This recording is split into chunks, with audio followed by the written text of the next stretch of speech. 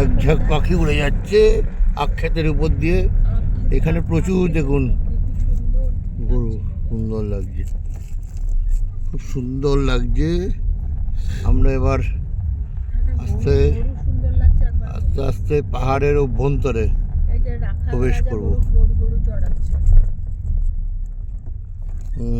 রাখাল রাজা গরু চড়াচ্ছে, ঠিক বলেছিস। একখানা মেঘ ভেসে এলো আকাশে, এক ঝাঁক বুনো হাঁস পথ হারালো। ওই গাড়িটা দিয়ে আস্তে আস্তে পাহাড়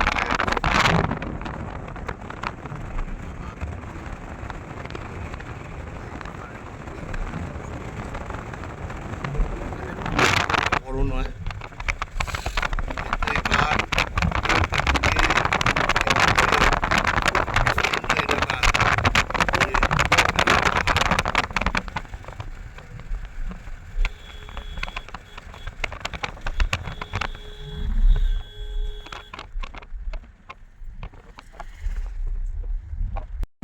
পাহাড়ের রাস্তা, আস্তে আস্তে এগিয়ে চলেছি।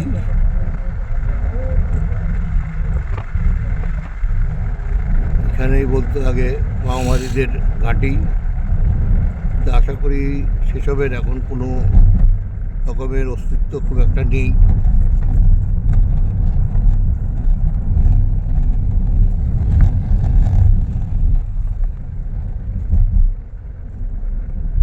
এখানকার লোকজন অনেক ভালো। এখানে এবার ইট ভাটা,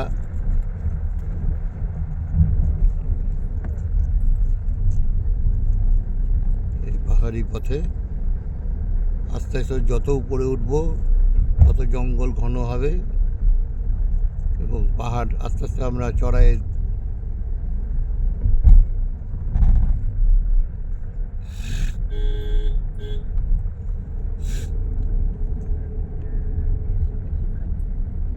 এসে ঢাকা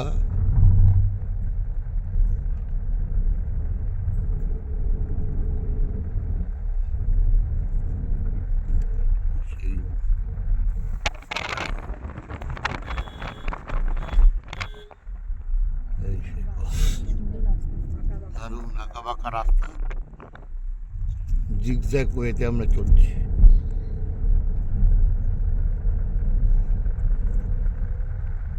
এই পাহাড়ের মধ্যে দিয়ে দেখুন পাহাড় কেটে রাস্তা বানানো হয়েছে।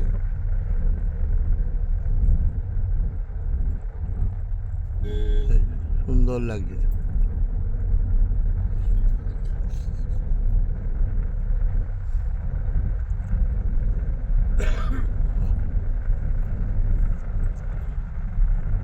পূর্ব দৃশ্য পাহাড়ের,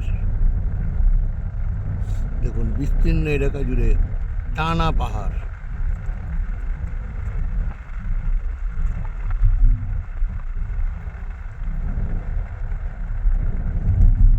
ছোট ছোট ছোট ছোট টিলার মতন পাহাড়, ঘুরে ঘুরে ঘুরে ঘুরে চলেছে।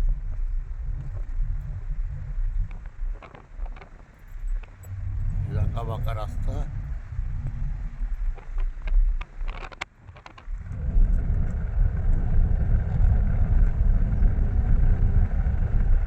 এইবারই শুরু পাহাড় আর জঙ্গলের সমন্বয়। দেখুন এই জঙ্গলের মধ্যেই ভাল্লুক, বুনো শুয়োর ইত্যাদি বিভিন্ন রকম প্রাণী, হাতি, এসব দেখতে পাওয়া যেত, এখনো দেখতে পাওয়া যায়। দেখুন এই যে জঙ্গল শুরু হয়েছে, পাহাড়ি জঙ্গল।